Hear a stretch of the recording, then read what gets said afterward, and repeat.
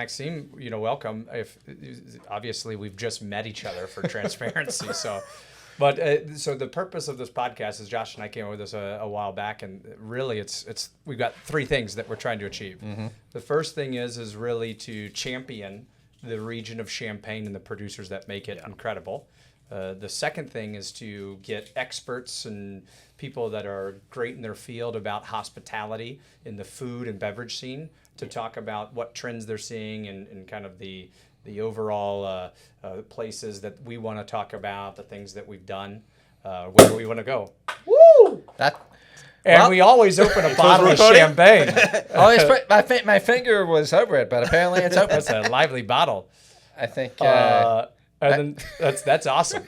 That's perfect, man. That's the real deal. That is, yes. I promise I've done that before. But the last part is we always talk a little bit about the business of either if you are a champagne maker, obviously the distribution and the selling to people. Yeah. If you're in the hotel or restaurant industry, maybe about that part. The distribution. And yes, of course. Yeah, sure. But then the last thing, as Josh just showcased admirably, we always open a bottle of champagne to make sure that we have great conversation over great wine. Generally had the nuns fart here, but let's. Josh hasn't worked in the restaurant industry in quite a long time. Yeah, I'm just like, let's pour terribly, but you know what? We're gonna drink this delicious champagne. I believe this is 100% Chard from Oger, right? 100% Chardonnay, yes. Yeah. From estate, but from Grand Cru, so in. Okay. Cheers. All In right. Côte des Blancs. Cheers. Cheers. I might even clean the glasses for you guys. We'll get him there. Vintage 2017. 17. Yeah. You got your first vintage was like 03, right? Yeah. 03? Yeah. It's really interesting plot because it's the oldest plot in estate, planted in 1920. So we have really the richness from the terroir from Oger, one of best terroir in Champagne, for me in the world, because Champagne is the best region. Of course. And as we like to say, Champagne's not just the best region; it's the best wine in the world, right? It's like we try to do, but I think yes, we can say that. But yes, it's very intense Champagne from a very particular. Terroir with the typicity of soil between chalk, because we are in Côte des Blancs, so it's a chalky, with some belemnit, because between Oger and Avis, we are Oger but side of Avis.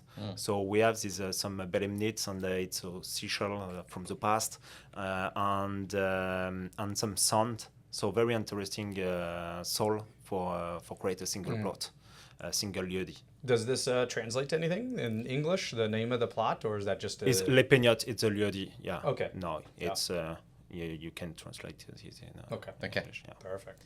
Well, yeah, this is 100% Chard, all from Oger, right? Yeah. Okay, yeah. Rich? Yeah, definitely rich, yeah. Fantastic champagne. No dosage, it's for the purity of this Chardonnay. For Adrien, and it's same for me, I think the wine decides the dosage. So it's not necessary to put, just to have the right balance. Like for the other cuvée of estate, we always try to be precise about dosage. So every 2-3 months, we manage a new dosage tasting because you continue to have evolution. All wine are not disgorged in the same times. So you continue to have evolution in the cellar, so we need to be precise. Yeah. It's not a big changement. Sometimes it's 2 to 3 or 3 to 1. It's not, like 7 to 1. Yeah. But we need to be precise for always have this quality and smell the terroir in the bottle. Mm-hmm.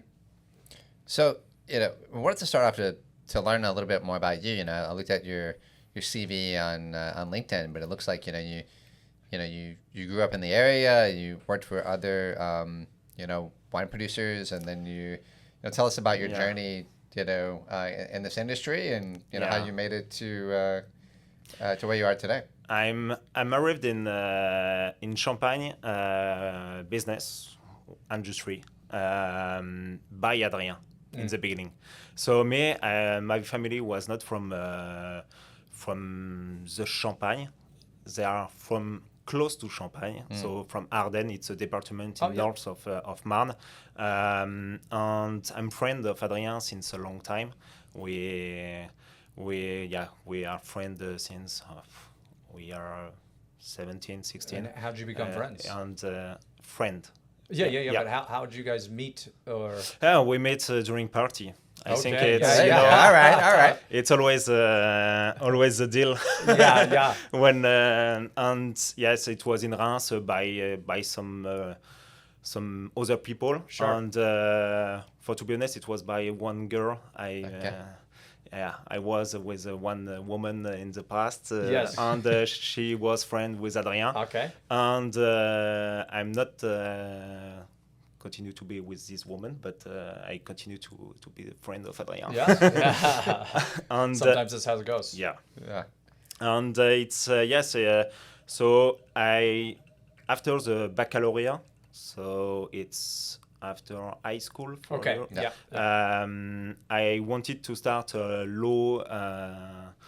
law university for study law, but after 1 month, I was more in the nightclub on a lot of parties. So my parents said, okay, you need to change. You need to find your something different because you can continue like this. So I was for some months in Manchester, in UK, for try to learn English. Yeah. But it's not easy for French because I think we don't have the right method in the beginning for learn. And so I had some base now. I can understand a little bit and can explain some things about what about wine mainly. That's the most important part. That's the most French I know, honestly. Yeah. And so when I come back from Manchester, my parents say, "What do you want to do?" And I said, "I think after many discussions with Adrien, I think I want to go in this industry. It's a passion industry and it's for passionate people. I was passionate about wine, but more like people want to drink, but discover, but was not in professional. It was just by pleasure. For sure. And I think we need to continue in this way now. Yeah. Because we produce wine for pleasure. We produce wine for share with people. And it's by this way I arrived in this industry. And I think it was very important for me to continue now to transmit this value about wine. And so I decided to do a BTS Viticulture Oenologie. Yeah. So for I was not from Champagne, so it was necessary to learn about the base. Yeah. And the base was in the vines and in the cellar. Yeah. So I was in internship during 2 years in Marc Ebrard. So with Jean-Paul Ebrard. Ouais. It's my mentor. It's by him I really understand the Champagne. Ouais. Because I tasted a lot of champagne from friends, like Ambroise Agrappa, so Champagne Pascal Agrappa, some, a lot of. But when you work in the vines and in the cellar, it's really the moment you understand the richness and the diversity of Champagne. Right. And it's by this way I was completely passionate after from the terroir, from... I mean, I feel like that's the next part of my journey, at least. I mean, you got to go there and you got to work it, right? You got to be in it. I mean, that's how you really understand it. Yeah. I mean, definitely drank a lot of it, that's for sure. Yeah, definitely.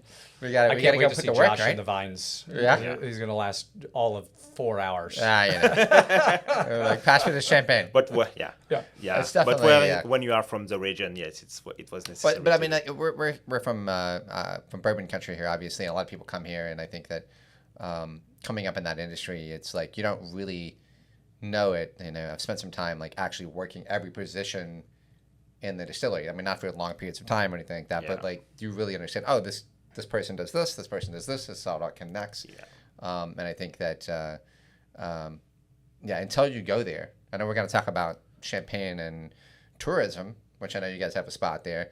I think that like you really don't fully get it. Yeah. And so, well, even I'm born and raised. I'm 4th generation in Kentucky. Specifically Louisville, but I couldn't tell you a damn thing about bourbon until the last, 5, 6 years, specifically of operating a business. And even then, I'm not that good. It's not something I grew up doing. Yeah. I think, again, you've really got to be in this stuff. I can tell you way more about champagne than I could about bourbon at this point. But I could probably, I'm probably on the other side. I've been doing education in the spirits world for about 20 years, so. Yeah. One of my questions though is it's in what I've understood about the Bergere family is they own a lot of land, right? 46 hectares. Yeah. But 45 for production of Bergère because we don't use all hectares for Bergère. Yeah. We have a part in Aisne, so the department between Marne and Paris, and the profile of wine you can have with these grapes is different. And Adrien don't want to blend with the original and historic plot from the family between Côte des Blancs, Vallée du Petit Morin, and Cézanne. But mainly Vallée du Petit Morin because it's where we are based in Fer-Briange. It's mainly between the village of Étoges, Fer-Briange, and Congy. Yeah. It's where we have 35 hectares. The rest we use for Bergère, it's 5 hectares in Côte des Blancs, between the village of Chouilly, Cramant, Avize, Oger, and Ménil-sur-Oger. Yeah. But for 80% is from Avize and Oger. And how long have you had the Côte de Blanc? It was now since 20 years. 20 years, okay. The father of Adrien, for the story, when the father of Adrien come back in the estate, he was owner of 6 hectares. So it was a incredible success story for expand the vines. He was focused about vines. And what year would this be when he comes back to? It was in 1982 or 84, if I remember. Great vintage. So and acquired that many vines in that time. Yeah, that's forward thinking for sure. For sure. I mean, because that was all still Maisons at that point. Yeah. Right? So. Yeah, it's and you don't have a lot of estates do that during this period. Wow. You have some historic family, but often in Champagne now the new generation want to split for create different estates. Sure. The chance we have in Bergère, it's the last generation expand a lot. So now the family is strong.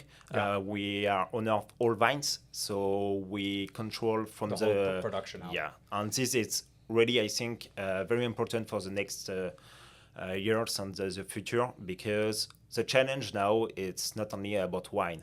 The quality of wine, when you find your philosophy and the profile of wine you want, it's okay. You just need to follow and to continue in this way. But in the vines, it will be different. We have a climate changements in Champagne. We like this year, it's crazy now. We have 37 degrees Celsius in Champagne.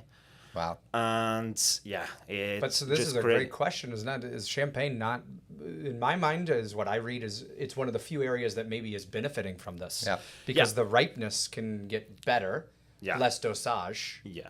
Now we are in the best moment for produce champagne. I think so. This is a reality. I think the quality of champagne in the region is higher now. Ever.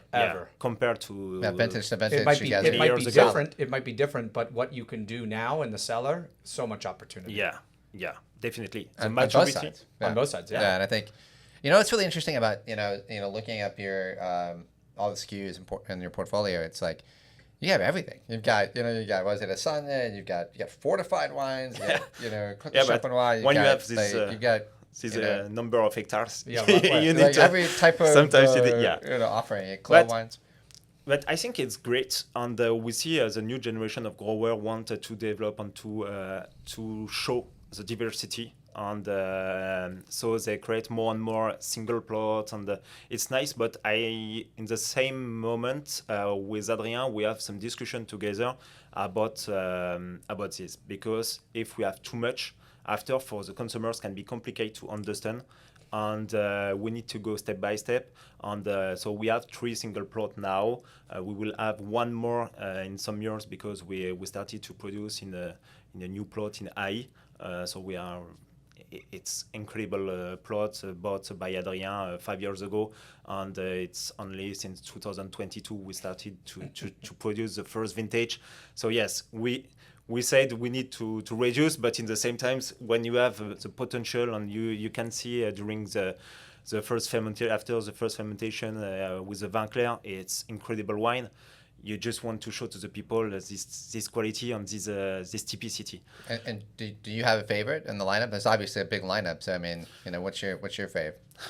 Yeah, you have too much occasion to open a bottle of champagne and with different style of wine. I can tell you for this one, for me, my favorite bottle of champagne that you make is Oger, because we just talked about it a little bit on the car right here.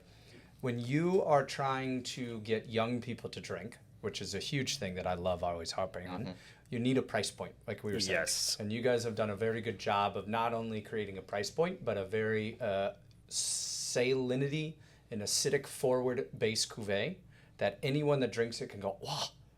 If that's the first time they have champagne, it's not an intimidating price point. They might go, well, is it worth it? But it is that first, it's always probably the top 3 cheapest champagnes you can find. What is the price point for that wine in retail? Retail, I think probably about 68, 65. Yeah, in America. Yeah, so under $75 for a good bottle of champagne. It's pure, right? It's delightfully minerality driven, and it's one of those, such a consistent product. I think there's a few producers I could name, but we're talking to you right now. Yeah. I love the René Geoffroy expressions as well as another style. But what you have with that, I think when someone drinks the Origine, it's one of our top sellers at Nouvel. Yeah. Because the moment someone's like, I've never had champagne, is there something you can give us that's like, that is champagne, and I don't want to spend too much money. We give them that. Next time they'll come back, they keep buying different champagne now. I need some important cuvée because often it's very easy to produce single plot. You just need to choose. And you let it speak for whatever it wants to be. But the base and the majority of people drink is your base and the range. So Origine for Bergère. So Adrien take care about this cuvée and want always to manage for sure. Better quality. And you guys do something really interesting is looking into like the Roederer style of like all the Vinclairs are completely separate. The cuvée is he's got a lot of the base wines there to pull from versus other smaller producers. Yeah. So it's Origine. Yeah, it's inside the range is the most important. It's 50% of the production. Yeah, it builds the brand too. Sure. Yeah, you have to have this. It's a flagship. So I want to drink. It's a door for discovery. You need to sell as much of that wine as possible. Yeah. I mean, this is the reality of the business for sure. Yeah, and but I think I'm just saying. I think it's an excellent cuvée. Yeah. And I think it's great for people with knowledge for appreciate some very special wine, but it's very good for people without for knowledge. Sure. And this is very important because majority of people in the world now continue to consume champagne during wedding, birthday. You're saying it's still the celebration wine. Yes. I think we're trying to break that here. The reality is it's the wine that you can have with a variety of things, people. Right? Well, yeah. I think that's becoming more and more of a thing. And if there's anything that we can do with this podcast or otherwise to push that, then it's called Drink More Champagne. Yeah, just pull people in. If people ever want to ask me what's the best pairing, is like I don't know, just drink champagne with it. It's probably good. Whatever you got around, that'll work. But although we probably should bring some fried chicken, and since we are in Kentucky at some point, we got to do that. Should be. Well, in regards to the business, obviously you guys make great wine, but the business side of things is got to be tricky because I mean that's a big part of your job, right? Yeah. Is the importing, the exporting. I mean, what's the trickiest part of that, or the most difficult part of your job in the import-export side of? I think is to find the right partner and the good partner for Bergère, and I think for a lot of people is to find this one can understand your philosophy and can transmit your philosophy to the consumers. So in the right distribution, in the right place where we can share with people who it's really this we want to have around the world. But it's not easy because all countries haven't the same maturity. Here in US, for me, you are a mature market. If we take in national, maybe some states we need to continue to come and to show to the people. We talked a little bit about this. Exactly. Sometimes the smaller markets are the more beneficial markets. Definitely. Because again, you're coming to Nouvel tonight. We're totally sold out. But maybe in New York, it's just another Wednesday. Yeah. And exactly. so you come here, I think it's quite special. And you have all the opportunity then to not only get someone into their first champagne, but then become the brand that they are always thinking, oh, that's my favorite. It's always the red ocean and the blue ocean. Yeah. Definitely New York, you have a competition between everyone. And the brands, international brands, don't want to lose the place too. Right. So it's... I think some of the big brands need to be careful. I mean, the cult guys, right? I'm not going to name names, but I think we all know who they are. You get so popular that you only rely on the New York market. You never say, you're not going to get any allocation of that. You're not going to do that. At some point, if you ever do fade, the other markets have left. Yeah, all the states are important for me. Yeah, and you are a rich culture, and all states they have some different culture, different possibility to consume champagne with a different food, and this is very interesting, and it's sure. What I. Well, I mean, what we're trying to say is that we need to give a lot more allocation to Kentucky. That's just we do basically okay. That's what we're saying. We do okay. So, yeah, So I need to put more allocation to U.S. market. You know, I know it's a sensitive subject, but so obviously we are a much more strict market as a sure. whole in the United States because you have to go through an importer. In the other markets, it's all open market, right? Mm-hmm. So you don't know, you can go direct. Yeah.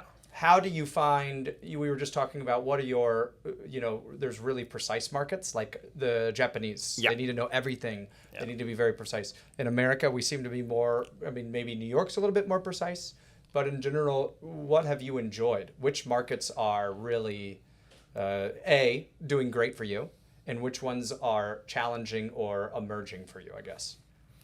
I think the context is challenging. Yes. But after, for me, it's all country. It's a challenge for to my best. Yeah. And to find the best way for the consumption of Bergère in the world. So to be, yes, we want always to be in the Star Michelin. Sure. It's for the image, but in reality, the wine it's consumed in many places, and we want to have the wine in a small brasserie, small trattoria in Italy, small place where you have fried chicken here. It's what we want because it's wine for share with people, like I said before, and we don't want just have a consumption in. So one of the questions I would ask, and you kind of touched on it, is the importer component. Is that there's a fine balance if you can go with these folks that really understand the philosophy of your wines and and can speak to them well. Yeah. And then there's that juxtaposition of going with folks that can get your wine into more places, that just have more boots on the ground, right? And so that's a tough one, right? So like, how do you counterbalance that in every country? And you mentioned Italy. We've heard from other folks that like Italy is, I guess, it's massive specifically market, right? Piedmont is what we heard is the place. We have the own importation in Italy. You can't change Bergère. You self-import. We control direct the market. But isn't that more challenging in some regards because you have to manage? It's challenging, but. We have a nice partner we are not alone. Okay. I go often, but we have one partner, one Italian person manager. If you're looking for a Kentucky partner, I can help you out. But if we can talk a little bit about this, it's in Bergère we want 50% in France of bottle and 50% in export, and no market can do more of 5% of volume. Like this. Okay. Like in this context, if we have some problem in one country, we can move. Yeah. Okay. So right now you're saying your total output in export is the U.S. is no more than 5%. Yeah. After it's a. Oh, wow. That's an interesting. It's sometimes can change because if we have I don't know, I don't want to name some country, but. If we have some trouble in one, it will be more in US we will put the bottle because you have the capacity to absorb some more wine, and at the same time, I think for the image and everything is very important country. Like how many bottles are allocated to the US? Like what's your annual production? And obviously this is round numbers, like not specifically, but how much Sure. No, What would be 5% of that we allocation? can answer about this because we are very transparent, like on the back label for Sure, the sure. wine, and we produce 400,000 bottles by year with 45 hectares, and so it's around 20. 5% of 400K. We have a little bit more in US now, so it's more around 6% in for Bergère in US, but. We are young in the market. It's just since 2 years ago we started with Grand Cru Selection, and we want really to develop with them. So definitely we will have a question in the future if we Continue the volume. Yeah. And but like in Japan, it's the third market for champagne, and it's a very important market with image too, and where the consumers are very educated about the product, and they are more and more technical and they want more precision about the wine, and we like. Because the gastronomy in Japan is incredible and match very well with the champagne, so we have some countries where we want to continue to expand. So maybe in the future it will be 3 or 4 markets, more around 10%, and the rest will respect the rules we put in the beginning with Adrien. But like in France, it's 50%. 50% of sales, but we share the country like a different countries. Yeah, what's the best department like for Paris, Bordeaux, Lyon, everything. It's like one country, because in Paris you can do the same volume of US market for the brand. It's you have a lot big consumption of champagne in Paris. A lot of tourists when they come, they want to have a glass of champagne for start the dinner, or the lunch. So yeah, it was very important to share the France like different countries, we say it, but Bordeaux it's the first market. Really? That's Okay. you're saying maybe that's a product of the wine that they have there, that they want to drink something lighter, you know, fresher. we are We're very, champagne and Burgundy heads. We get it. Yeah, we get it. We but understand. we are very lucky with champagne, because all region produce often red wine or white wine. Yes. Sure. But they add always champagne. Well, for so sure. they That's- start with champagne. There's always the extra. Yeah. Well, that's why they all want to make Cremant, because they just want something else to drink. Yeah. And like in The Burgundy, Father, the Son, and the Holy Spirit, right? So Burgundy, it's a huge market, Huge for market. champagne. We just got back from there, and I was blown away by some of the wine lists at these restaurants. Yeah. And it was the question, I was like, am I really going to order champagne and Burgundy right now? Yeah, Oh. and sometimes really the quality of wine list for champagne is better in Right. other region compared to champagne. For sure. Because in champagne you have always friends working, so you don't want to increase too much, because if your friend after said, you need to sell my bottle. So yeah, it's more. I think champagne is very challenging, but it's very different. It's because everyone knows someone in the state, and so you have different. I relation. actually, you said the challenges of people not drinking champagne overall. I'm sure that's true in the data points, but I think from an industry perspective, is in the last 10 years, I think there's no other beverage, not just wine, but beverage in the world, that has been championed and been pushed to the consumer by professionals more than champagne. Yeah. I mean, it is the It's true. It's it the is darling. the darling It's the of darling the of the beverage industry. world. I mean, it's the sommelier. Obviously, we've lost a lot of what is the sommelier as a culture globally, obviously, since the pandemic. But I mean, I think everyone understands. And I think a big part of that, though, is honestly, it's not just because of a trend towards champagne. There's a trend that champagne is better. There's a lot of better champagne out there in the last 5 to 10 it's years. way better quality. Like the quality, the producers, the importing. Definitely. I mean, the attention to detail from specifically the grower movement and the young generation. champagne Yeah, makers. Yeah, it's true.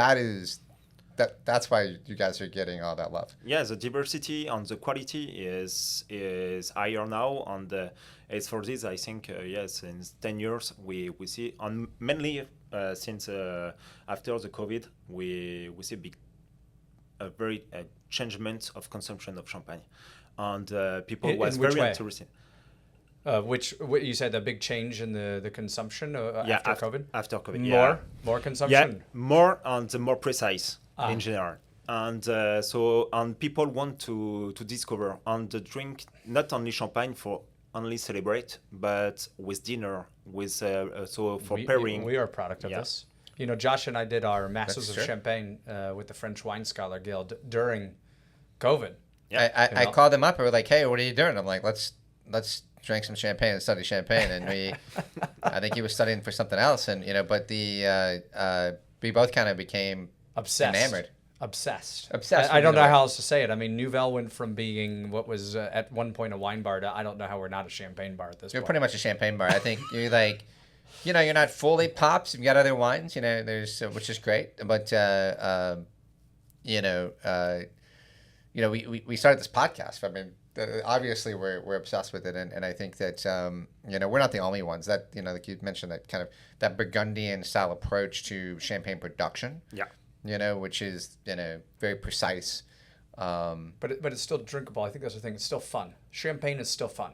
You pop a bottle of champagne, people want to drink it. It's a bubble. It's you have something of fun in the beginning inside the glass. Yeah. After it's become more serious because we have some new generation want to show the work we can do with the terroir and the typicity of soil and everything. But yes, the beginning is champagne is fun. Yeah, it was when the champagne started, it's with this idea to celebrate, to celebrate the life, and I think people after COVID was in this idea to we come back to life. Yeah. And we want to celebrate this. And after some bottle, they said, it's great, and they maybe discover some new way for consumption of champagne. And now they are, we continue to celebrate, but we want to have a pairing with some nice food and not only white and red wine. Before it was just champagne during aperitif. You arrive in the restaurant, like for Star Michelin. Star Michelin was, you want a glass of champagne? So it was the first glass. But after this, majority of people start with white and red wine for the menu. Now we have some champagne in menu, in the pairing menu. So it's very interesting for people. I think Josh knows my wife and I travel extensively for Michelin. We're big, They junkies have a of problem. fine I think dining. they have it's The called question we always have is we rarely do pairings, but it's the question of are we doing 3 bottles of champagne or 2? yeah. Because that's what we'll do through the whole meal. And the most epic meal, my wife's going to kill me for telling this story, was Table by Bruno Verjus in Paris. We sat there, and I think we did a bottle of Ulysse Colline Saugny. We did a bottle of Jérôme Provost Closier. First time I've had any of these bottles. And then we did a bottle of Vouette Textures. And then the chef comes over and he's like, I've been watching you guys for the whole meal. This is incredible what you're doing. He goes, these are all friends of mine. And I go, I've never had them, but I've heard about them. It's for my first time in Paris. And he goes, I need to stay for the meal. And the meal ends up being 5 hours long. Chef sits down, opens a bottle of Ulysse Colline, we start drinking it. Nice. Before I know it, we had to cancel dinner. Ended up in a club in Paris with these guys that had been at the lunch too. It's one of the most epic nights I've ever had, and then I hated myself the next day. That's a great thing about, we talk about champagne and this like connotation, specifically in the United States, but also globally, of the celebratory thing, right? Like, also lean into that. Like drinking. I've been in this industry for 20 years. We should celebrate all the time. Yeah, like I've been and you got involved with like the craft cocktail movement early on, and it was too nerdy, and the sommeliers got too nerdy, and it's like, have fun.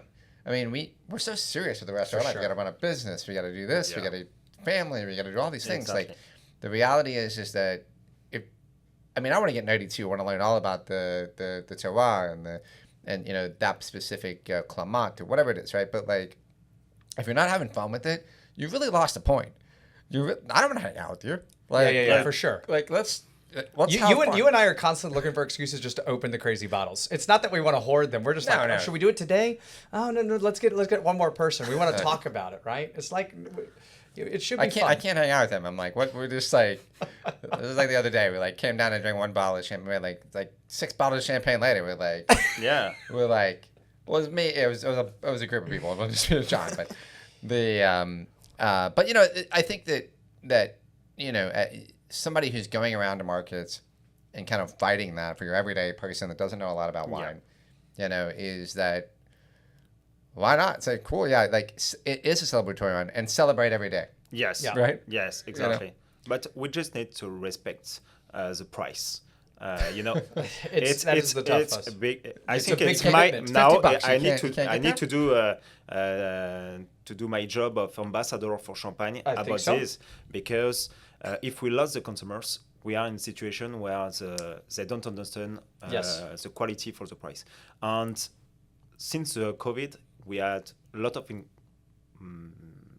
grower and international brand increase a lot the price. Yes, for sure. And now this year the context is different, and everyone see we have a decrease of sales in Champagne. Yeah. But it's not because the people now don't like Champagne and don't want to drink. It's just because maybe the consumers haven't the same money, because the context is Well, economic I think it's context a is global more economy complicated. issue too. it's Like true. we look at the global economy and essentially, that the middle is falling out, right? You have, a segment of the society that's continuing to prosper, and a segment of society that's not, and the middle is not there. And so that, I think that's true in the United States, but it's also true globally. And I think that's a big factor of it as well. And also obviously, This is cost of goods, labor, Yeah. production, all that stuff is a problem, right? Yeah. So This is a good segue into my favorite conversation, which is the Gen Z thing. I think we have a younger generation too. That when you're young, I don't know Yeah. about you. You were just talking about you used to love to party. Yeah. I clearly like to party. I don't know if Josh liked to party back in the day. what do you mean back in the day? But when you're younger, you're thinking about consumption rate versus value rate, which is okay. If I'm going to go to the store, I can buy for $20 or whatever it is. I can buy, and I don't know what it is in Europe, but let's say it's $15 back in the day. I can buy a craft Yes. beer 6 Yeah. pack, right? I can have 6 beers for $15. So when you see a bottle of wine, I remember even calling my dad once. It's like, oh man, hey, I'm going to cook for this lady tonight. This is like I was 20. And he was like, what do you think? And I was like, well, I'm going to cook Italian. You've always told me about Barolo. He's like, oh, you're going to spend $60. I go, sick. I'm not spending $60. Get me something else. Because when you're younger, the value context is not there. Yeah. Because you don't have the dollar value. So you're thinking about the consumption rate. Yeah. How much can I go through the night for what I want to drink? But they're always, but I mean, you're in a wine bar, but the consumer also still wants to buy the best quality they can for what their budget is. Yeah, but the price don't make the quality. Exactly. Right. I guess what I'm getting at And is this is important. we've got a generation. We've got to figure out how to make them come over. And I think someone said something pretty good. He goes, there's always, when you're younger, you're never buying wine. But we have to grab that Gen Z at the right time. And I think we've missed a few of them. Yeah. Because we need to get them to convert to wine and see the value in it. Yeah.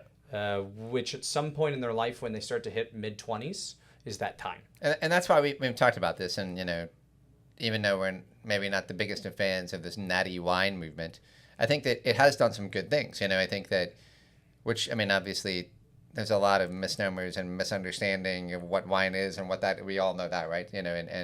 But it's good. For anything that is negative that came from that, and misinformation perhaps, is we brought more young people into wine. And I think that, unfortunately, sometimes that's wine that maybe not that great, or maybe not produced in a manner that makes it stable. Yeah. But But at least the natty wine movement made wine into a social thing. totally. Not an egalitarian thing. It became a trend, Yeah. and it became... Or an elite thing, sorry. It's kind of crazy that I was even surprised. I remember going to Paris, and when I was like a thing, Like it became a thing, and it was a cultural It's trend. still a thing. But the challenge of that is that, unfortunately, it all comes back to education. Like understanding what the difference is in production, and who good producers are, and what they do, and what matters in the in the vineyards and the cellar. And I think that your average consumer just wants to drink the best wine they can for the best price they can, Yeah. and they don't have that education piece. Yeah. And so how do we get them there? Yeah. And Without it's making it it's for boring. this we try to with Origin to have this this price Yeah, the point. base. Yeah. And after, yes, definitely, it's like this bottle, it's more expensive and it's not for everyone. And I think it's after you discover many champagne, you want to continue and you arrive to this bottle. But the goal is just to give the possibility to the new generation, and not only new, but the new consumers, Yeah. to just discover the product, The region as the a difference between all the diversity we have in the grower and the international brand.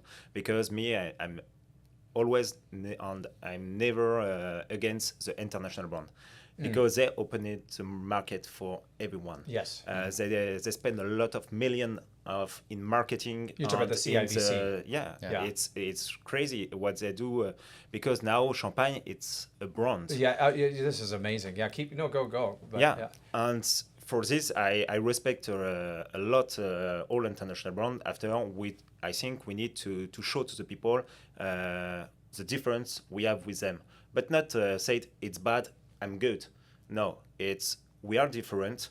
I think with the volume they produce, the quality is good. Like the biggest one, it's Moët & Chandon. They produce a lot of bottle, and you have a lot of plot. The quality is not always the same. You are around in all champagne, so you need to manage this, and the quality they have for the volume they produce. For me, it's good, but it's not my style of wine. I can But it's appreciate still I can champagne. appreciate, Still champagne. but yeah. Yeah. And I think that's like you touched on. I mean, the fact that the CIVC, like you still have to jump through a lot of hoops for just to be that destination. Well, And I think so- there's something really incredible here. I'll give you context because of someone said to me something that was so crazy, and we're doing a pop-up in January in Singapore with Convivial Wine Bar. Okay, so I didn't know this. That's cool. Yeah, but Yang over there is the owner, and we're only friends through the internet, and a little bit of Cedric Mousset connected us. Yeah.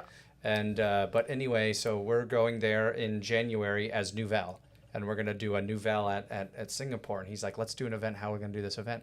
And he goes, "I think the event is the same thing that Champagne does, which is we might be competitors. We're not in the same thing, but the idea is that we're unified through the brand of Champagne." Yes. He goes, "What I love about Champagne versus other regions is that in other regions you have this Vin de France thing." Where other producers in his mind, so you go to Loire is riddled with Vin de France.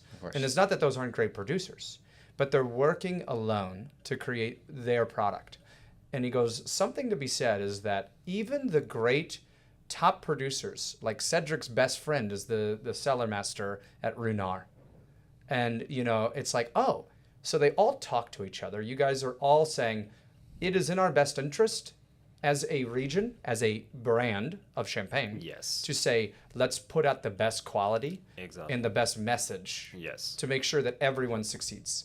So you guys aren't like, oh, I want to only drink my wine. Someone pulls out a great bottle of champagne, you're like, oh, Yeah. let's have somebody drink that. Exactly. Someone gets into champagne, they get into your I champagne. mean, I think that's definitely indicative of if I look back, I got into this industry locally here in the bourbon industry before the bourbon boom.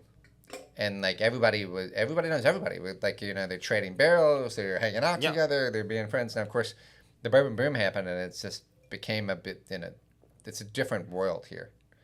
And I'm curious to see how that, and maybe talk about that a little bit. Like, are you seeing that in Champagne? Obviously, we've talked about tourism there and whatnot, and how that's not really set up very well, and particularly in Champagne and outside of Ross and Epernay and whatnot, and the shops. But but that camaraderie is there. Everybody's drinking everybody else's juice. Everyone's talking about it. Everyone's sharing bottles. Everyone's giving respect where respect is due. And Respect I is one value very important in life in general. But I think when like me, when I'm in the US, I'm ambassador of French. Of France, I'm ambassador of Champagne, and I'm the ambassador of Bergère. Yeah. But everything is a collaboration between everything, and we need to respect all concurrents, all the competition we can have together. I think it is a competition, because it's no sense to say it. The competition don't exist. But at the end, we want to sell all the bottle. If you are here, it's for show your brand and try to develop your sales in the country. But I think we need to respect everyone and respect all product. After, we can don't like. This it's just human. Some food that we like, some food we don't like. It's the same for champagne. But we need to respect the work of everyone because everyone work for do the best. After, the best is different for everyone. You know, people always ask me what's my favorite champagne. You know, and I always say my top 5. I should say the bottle of champagne that's in front of me at the moment. My response is always like when people ask that, because I grew up in the cocktail movement, and so I always say, what is the favorite cocktail? People know champagne, they ask that. And my feedback was always, what is your favorite T-shirt? They're like, what do you mean? And I'm like, well, what is it? Is it hot outside? Is it cold outside? How you feeling? What's going on? Yeah, you're right. Like, you go and you say, well, these have different characteristics that can lean into different personalities and different, ways that I feel at the time, and so I think that, if I'm, just eating some simple food with someone, I may want X. If I'm, celebrating, having a good day, I don't know, but on Tuesday I might open an epic bottle, though. That's a whole other story. So, we do a lot of crazy stuff. I think I want to do one last thing about the, I don't know, one last thing. There's tons of, we could keep going for hours. Oh, we could keep doing but this. The hotel thing is really cool to me because I always say that I love Champagne dearly, but I think it's one of the worst regions to visit. It has not done a good job in tourism. And I think because for so long it's been based upon trade. Yes. And specifically, Reims is about the only place that visitors would go. Maybe Epernay. Yeah. But outside of that, you go to other places like Bordeaux. I mean, given they have massive amount of income that goes into Bordeaux. But there's hotels, spas. Burgundy has the restaurants, the famous products throughout. Georges Blanc, Limois, Trois Gros. Yeah. So you have this incredible depth of restaurant culture. And then you have, Loire has this hominess and welcome to the home thing, and also has kitsch, I would say, right? Yeah. The Christmas markets, everything. Champagne doesn't really have a great gastronomy, and it doesn't have great, besides... We have you do Allemand, of course. I mean, I love... it's the best ambassador for champagne. I would like to say I love L'Assiette Champenois, one of my favorite places on earth. We've talked about that. Maybe the best cheese cart there is in all of France. So, but you are right. But as a whole, there's not a lot of places, and I think as a whole, it's not a great tourist place. Yes. It's changing. Yes, definitely. And I think it needs to. Do you think that's indicative of the fact that what we talked about earlier is that, this movement over the past 10 to 20 years from maisons and, the few growers and then this grower movement. And so, you get out of the major cities where these tasting houses were, it just needs to catch up. Do you feel that, is that true? Or? Yeah, it's really... since after, it's the same of the consumption of champagne. It's after the COVID we seen more people, more tourists in Epernay and in Champagne in general, because I think the people don't want it to go in the big city. They search more original trip, and now people continue, and it's magic to see now Epernay with a lot of people in Avenue Champagne. The mother of Adrien decided to bought one house in Avenue Champagne in 2008. And she wanted to create a place for consume the champagne Bergère in Epernay. But in 2008, it was only Moët et Chandon open. And from March to October for visit. And she wanted to take place in this avenue for to be open 7 days 7, and wanted to show the brand at Bergère, but more of this it was for open a bed and breakfast, create some activity in this incredible avenue. And now we are very happy because you have all the house. You guys were forward thinking because that wasn't the case as you said at the time. Yeah. Now everybody's trying to probably cheaper property back then too, honestly. Yeah, I think it's important. We went to the Paillard Brothers, the new tasting room. They have with the restaurant there. Solos has been doing it for a while.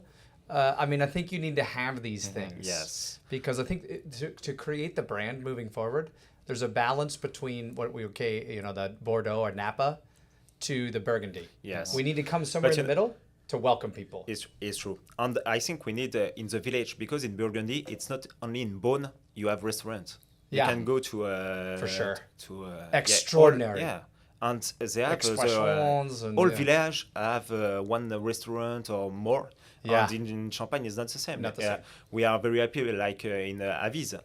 So Celos with Yep. Les Avisés. But then there's It's nothing else incredible. around. Yeah. And La Gare with Pierre Amier from it. Robert Moncuy, he created this place. I think it's very good because people can travel around the Champagne, but they don't need to come back always to Épernay or to Reims. And what was that for place? the The restaurant. Royal Champenois or the...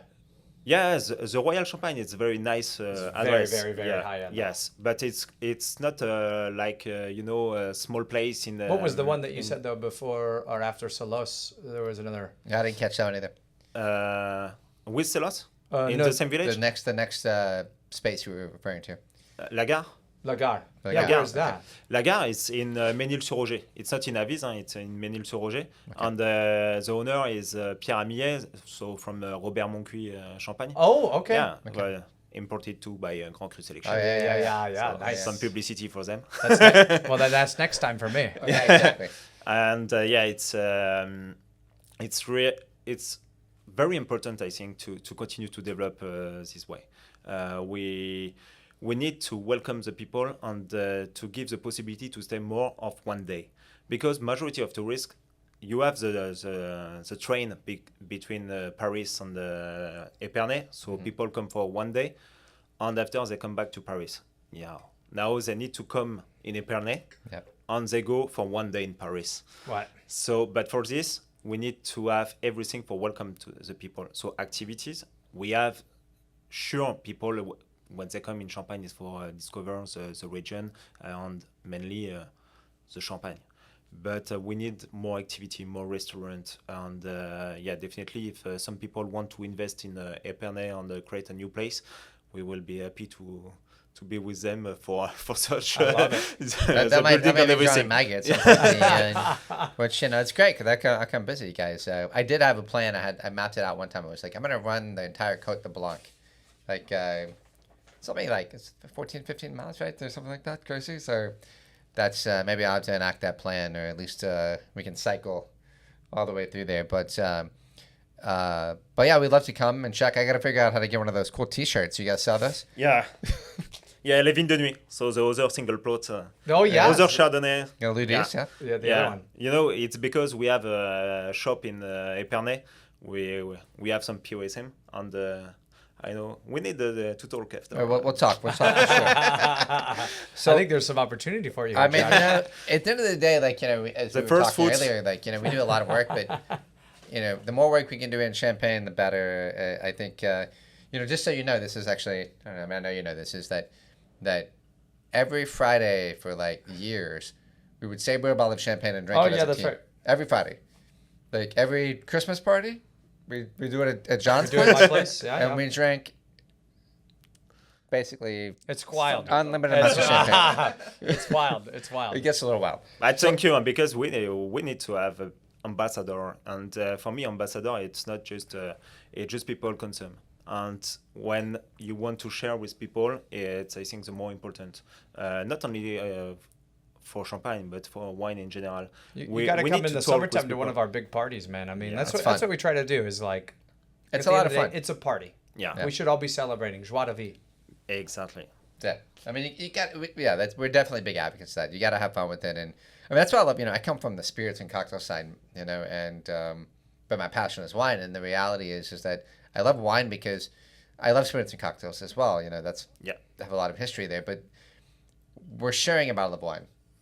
It's a communal thing. It's a sparking of conversation. Amongst many other reasons I love champagne, but that's a I think what's different about wine, I think, is you can do it in that way. So one of the things that we do here is what we call the discourage session. It's kind of a lightning round. So we're just gonna throw a ton of questions at you, not that many, and we're gonna. The whole goal is for you to to answer as the wine would be disgorged. Fast. First thing that pops Okay. in your mind. And Okay. just Don't it's think all too about hard. fun. Okay, Don't I will think too try. Okay. Are you ready? Yes. We might need to have a little Oh, glass cheers. of. Hey, Cheers. Pleasure having Yeah. you. Thanks for coming. Okay. Biggest champagne pet peeve. Might need to define pet peeve. Pet peeve. Annoying thing that people do with champagne. Celebrate life. Okay. All right. Okay. If Bergere had a soundtrack, what artist or album would be playing in the cellar? What are you guys jamming to? It can be depend because it's for me. I will say more. I'm more rap and some hip hop. But if it's Adrien, I think it's more the music from France, from the 70s or the 90s. Really? Yeah. He love rock and roll, and if you can see him with his wife life on wife is same. And it's typically in this philosophy. Me, I'm more. Yeah, I like a lot of music, but I think so some rap on the hip hop. So I gotta ask this. Nice. And Who's so, your favorite hip-hop rap, artist? Yeah, who's your favorite? Hip hop and wine are becoming more and more. You know me, I grew up with Eminem. And, Okay. it was in France we don't have a lot of we have all music from US, but if I need to give one, yes, I think it will be Eminem because I was young and it was For sure. the feeling during this period was incredible and and everyone it was a CD and we share with people. Yeah, sure. it was for crazy. Sure. I know. So what the most memorable bottle of champagne you've ever had? Not your own. I think it was a Krug Rosé.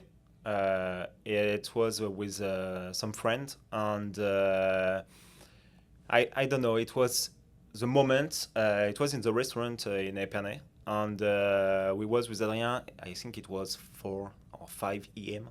So after. Oh yeah, Or yeah. about So it's AM. already, Yeah. it's already Okay. feeling good. Yeah, and Yeah. So what was the wine we again? had a lot The of discussion. Krug Rosé. Yeah, Krug Krug Rosé, Rosé. Yeah. yeah. It was my first time, and it was very interesting. And I don't want it to give because I have a lot of moments and good bottle with grower wine, but it's difficult. I mean, for me to choose one friend.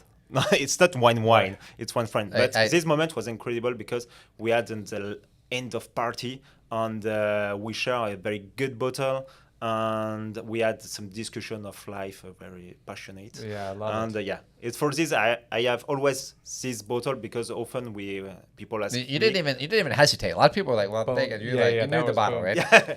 So what about the most overrated wine trend right now? Drink wine without alcohol. You- This is Oh, the you're trend. saying you're saying Yeah. no non-alcoholic stuff. For me, it's no sense. I think It's John's no on this trend, sense. actually. You Okay. need to drink juice. We're not condoning that sobriety is a bad You thing. have a We're very simply nice saying orange juice. You have a You're- very you're- nice you're- apple juice. What do you want? But stop to drink Non-alcoholic no wine. alcohol. Non-alcoholic wine is the answer. Okay. Ugh. Which I mean, there's not a lot of great non-alcoholic wine. I think I'll look It's at true. that. It's true. The desert island champagne region. Burgundy. Burgundy. I said After champagne. but it's- champagne, yes. After champagne, it's Burgundy. It's champagne. After champagne, it's Yeah. Burgundy, of And course. champagne. I mean, Yeah. we agree with you. I mean, We yeah. share some varieties. Yeah. And I think you So- share some philosophies as well. I the think. copyright is good. Yes. 100%. 100%. So I think I said region in Champagne, but I'll take that too. Yeah. One champagne producer, dead or alive, you'd kill to have a drink with. I think it's from past because I'm lucky I can talk with a lot of people in Champagne and I have a lot of possibility and opportunity to talk with the star and the other. I think the Veuve Ponsardin, so from Veuve Clicquot Ponsardin, because she had. I'm export manager, Yeah, so it's the changed the game. commercialization. Yeah, and I think I can have. It can be very interesting to share about the commercialization and about all the process she put for show the quality We might not be sitting here today if she didn't do that. Honestly, sure. you know, as far as the global consumption. So, okay, so one thing every wine drinker should stop doing immediately.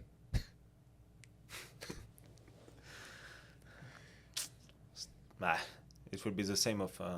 Stop drinking non-alcoholic Stop drinking wines. alcohol, okay. Yeah, but if I think it's we can if it was for quick, but I think you need to drink wine for the wine, not only for the label. Yes.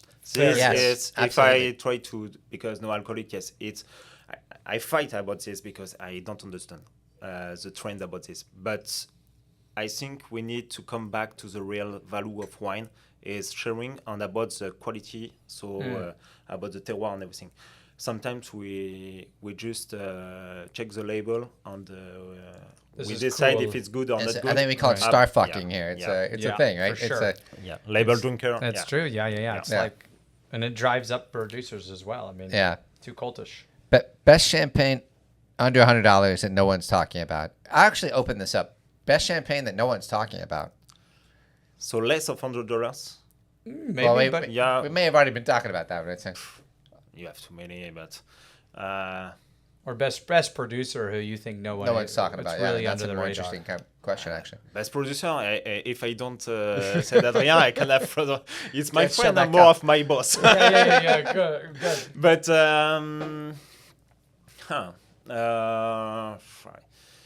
I will take house. I think because I don't want a grower like this, I don't have problem. I think Charletic, it's very nice international brand, and one of it's very very great good wine. And Can you repeat that, sorry? Charletic. Okay, yeah. I don't know if I know that. I don't know if I know it. Yeah. I think I've heard of this producer. Yeah. Where is Charletic? It's an international brand. It's a big. It's a. Like a cooperative or? No. Oh. You don't know? No, we don't know. I need to change because if No. But maybe now we need to write down. Charletic, it's a house in it's an old house and Piper, I think. No. No, maybe it's not. No, it's in. Sure, it is in. Well, we'll have to write it down later, and then we're gonna find it Yeah. out. You may write it down and we might go, oh, yeah. Yeah. Sure, you know. Sure, okay, you know. okay. But the champagne rare, you know, rare. Oh, rare. Yeah. Yes. Oh, yes. rare. So it was Heidsieck. in Charletic. Heidsieck. Oh, Yeah, sorry. Heidsieck. It's a Heidsieck. French accent. It's the accent. I was like, Heidsieck. That's Heidsieck. perfect. Heidsieck. If everyone want to know, is sometimes the French accent for Yeah. it's saying vice Heidsieck, versa, right? Heidsieck, if you. but yeah, So- the Heidsieck But Charles, not 1998 Magnum The Rare. Charletic. Yeah, Yeah, for okay. me it's very very nice. I think so. house. Yeah, they make some very good wines. I really like the. I like your diplomacy too. Sorry. No grower. Thank you. No grower. I mean, that's nice. The rare accent. 98 is Loves all Magnum. of you equally out there. All right. So, wine advice you give your younger self? This is always an interesting one. Drink better. That's the Nouvel's slogan is drink But better wine. But it's true because I think we have often when we are young we want to drink, To party. and for this so for this we have vodka, whiskey. We can appreciate this type of alcohol too, but I think we need to don't start by this alcohol. I think so. And I think it's not to the young generation I want to give an advice. It's to all parents. I think is one point of education all parents need to do. Me, I have two kids, one 7 and one son of 7 and one daughter of she's 3. For me, I educate my kids now for the future. So I'm happy because 2 months ago I made my first wine trip with my son. It was in south of France, but we was together and we visited some. But it's not for drink. I don't say to the people, okay, you need to give alcohol to your baby, but you need to educate and to show the tradition and all the universe of wine for after like this, they can understand why it's different and why it's better to share a good bottle with friends and not just drink some spirits and for Getting messed up. Yeah. It will be good in the future because you have like a bourbon or a whiskey or gin you can appreciate, but you need to have the knowledge for appreciate. I think If so. it's just for, but after we are champagne, so we like a party, we like drink. Oh yeah. But I will say you and you know. Bergere are the most party people I know. The most welcoming, and that's I think another thing about the tourism thing is like yeah. you guys like know how to not take it so seriously. It's fun. Yeah, it's fun. Yeah, It's definitely. meant to be fun, And though, right? I don't say that you need to drink less. It's not this. It's just you need to drink better. Drink better. Exactly. No, I think the one thing that I look at too is, I'm not that old, but I feel like I'm getting older, and I'm like, I start calculating things. I like spreadsheets, and I'm like, I can only open up so many bottles of wine from now until I die, so they all got to be good. They're gonna be good. I mean, my wife and I talked about this. Is like if we're gonna great. drink less, is the way that we do it. It sounds so pretentious. It's like you choose your drinking days. It's like Yeah. if I go to some place and it's like they're just pouring well vodka, it's like I'm definitely not drinking I'm that. okay. Yeah. But if someone's opening up a great bottle of champagne, a great bottle of Burgundy, maybe some Riesling or something, I'll be like, oh, okay. Yeah. Oh, yeah. Hard to turn that down. I like that though. Drink better. I mean, the reality is that it leans back to the bigger conversation that we fight here since COVID in the industry. Is that education of what to drink and how to drink better is a mission that I think we're all on. So, favorite non-champagne wine to drink. You already answered I this. think he already Even when said I it. asked Yeah, I you think what he already said champagne. it. It's Burgundy, baby. So, what's your favorite? Let's ask this. What's your favorite Burgundy producer and/or bottle of wine? This is a good question. That's a tough one. It's tougher than champagne, actually.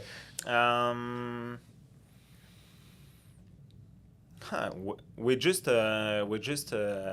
taste this morning a bottle of Virginie Topnomerme from the Virginie Topno from the estate Topnomerme, Okay. and I have a great memories with wine from Virginie. So You did I this would this say- morning with Eric Railsback. Yeah. Is Eric in town? He's in this party. But no, it was for the morning. It was not after the party. It was a bit after tasting of Bergère in the one. Oh, okay. One Okay. client, but he made a blind tasting about one wine, and it was from Virginie, the Chambol Musigny 2022. So I was very happy to taste. Where was again this tasting at this morning? At Heart and Crew? Excuse me. Oh, in Cincinnati. What, It's in it was in Cincinnati, in the party mart. party, not chance. the party mart. Party mart. Yeah. The not big party one, mart, the It's big- a big one. big, Yeah, big, yeah, yeah, yeah. yeah. Incredible selection Wild, of everything. wild. Yeah. Yeah. It's a huge selection. And yes, we tested this bottle in blind tasting and in blind test, and it That's was very very nice, interesting. yeah. So I will say Virginie because it's so from domaine Topnomerme. I had many, but after in Burgundy, the richness of wine they have. It's insane. It's insane. it's very difficult And to with say many, one. many less hectares than you. Yeah. Yeah, 45 hectares is that's insane to think about in Burgundy.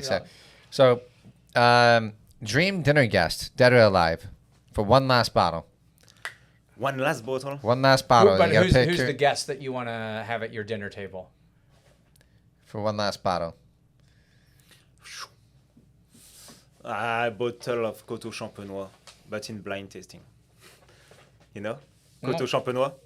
I'm sorry. So The Coteau, the still wine. Still wine The from still wine, Champagne. Still wine from Champagne. But just for last bottle, it's always interesting because people after drink some Burgundy wine and many things from different region, you arrive blind taste again, but you arrive with a bottle of Coteau. It's incredible because people can't know. Yeah, it's. I know. You can And- get it. and now I think they're And- tasting better than ever with the ripeness. But my aunt, maybe yes. If I tasted a mini bottle of, I was lucky because my partner in Japan, my previous partner in Japan, was an importer of Romani Conti, and I tasted all the bottle from Romani that's Conti. rough. It was Sorry. It was incredible, and if I want, maybe it will be one bottle. What vintage? I tasted many. For to be honest, I'm very lucky. He was he was very generous and but more recent because so from what's your favorite 2010 in the DRC from lineup? 2010 La Tâche, I c'est think ça? I tasted La Tâche, Romanée Saint-Vivant, the Romanée Conti, some. I want to meet your import previous partner partner. in Japan. We'll bring some champagne. He make every year a special event where majority of brands are present for show to the consumers. So people pay for sure. come. And you have a special room with a different special bottle. And and it was crazy because the first time I tasted the Romanée Conti in my life, I finished the bottle. It was like this, not a big glass. I said, "Oh, go for a new one."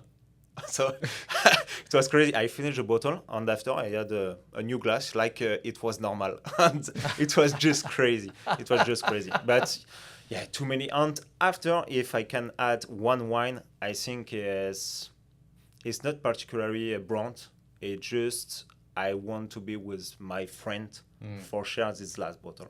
Yeah, it's not sometimes because you can have the best wine if you are with people you don't like.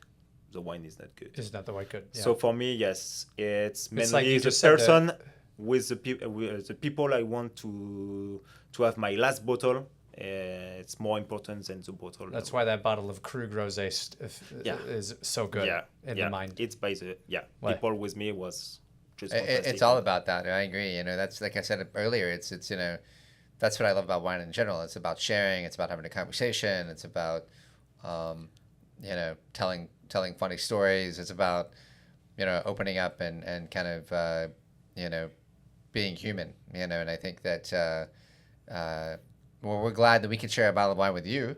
Yeah. Right? And it was nice to meet you. And, yes.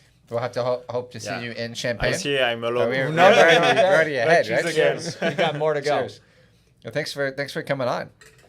Thank you to welcome me on the estate Bergère, because when I'm here, we're obviously inviting on folks that we already have a passion for or believe are doing quality work, and I think that that's the prerequisite. So, but it's nice. Really, I appreciate the moment, and I'm sorry, my English is not the no, best. You're doing great. You're doing great. You need to know in France we Listen, are not the best for that accent today. Whether or not they understand you doesn't matter because they're gonna buy for that sexy accent.